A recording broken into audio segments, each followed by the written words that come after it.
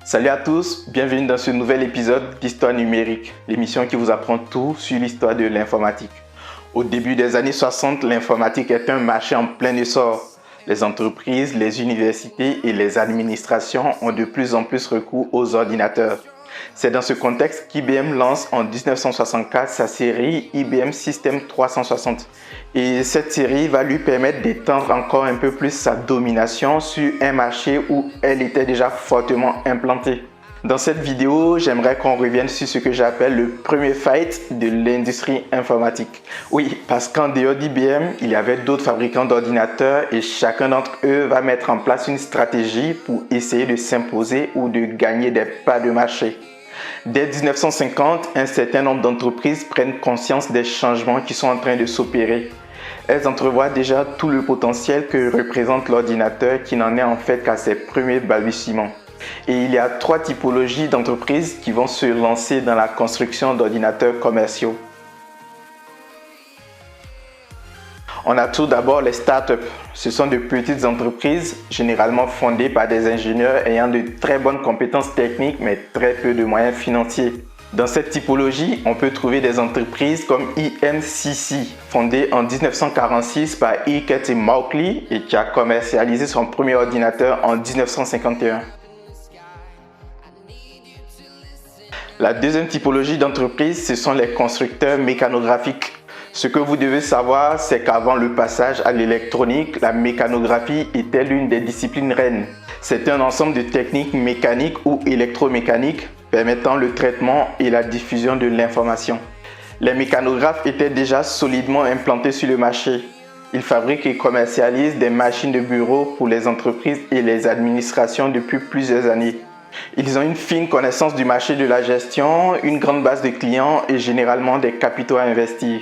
On trouve dans cette catégorie des entreprises comme IBM, Remington Rand, NCR, Bull, Olivetti, etc. La troisième typologie est constituée de grands groupes de construction électrique comme General Electric, Siemens, Alcatel ou Fujitsu. Elles possèdent de grands laboratoires de recherche en électronique, des moyens d'investir dans les technologies nouvelles et elles ont des clients au plus haut niveau, c'est-à-dire dans les milieux militaires et nucléaires. Avec une telle structuration de l'industrie, la concurrence est définitivement lancée. Chaque constructeur essayant tant bien que mal d'innover et de gagner des parts de marché. Au début des années 60, IBM domine largement le marché des ordinateurs grâce à un mix très élaboré de qualité technique, d'efficacité commerciale et de prestige. Le lancement de l'IBM System 360 en 1964 vient changer radicalement les règles du jeu. Les autres fabricants comprennent que s'ils veulent rester ou entrer dans la course, ils vont devoir s'adapter et choisir entre trois stratégies. La première stratégie, c'est de choisir de jouer le jeu d'IBM, c'est-à-dire proposer des ordinateurs compatibles avec ceux d'IBM, si possible meilleurs et moins chers. C'est la stratégie que vont choisir RCA, Fujitsu, Hitachi ou Amdahl. La deuxième stratégie consiste à proposer un autre standard, c'est-à-dire des ordinateurs incompatibles avec ceux d'IBM et qui présentent des avantages comparatifs soit au niveau technique ou soit au niveau économique. Ici, on ne cherche pas à piquer des clients à IBM, mais à rendre ses propres clients assez dépendants pour ne pas qu'ils soient tentés d'aller voir la concurrence. La troisième stratégie, c'est d'investir des marchés peu ou mal occupés par IBM. Ainsi, des entreprises comme Control Data, Cree Research ou Fujitsu s'imposent dans le domaine des supercalculateurs. Digital Equipment ou Nixdorf se spécialise dans les mini-ordinateurs. Et cette stratégie est celle qui va donner le plus de fil à retordre à IBM. En effet, à la fin des années 60, les constructeurs de mini-ordinateurs vont se présenter comme une vraie menace pour IBM.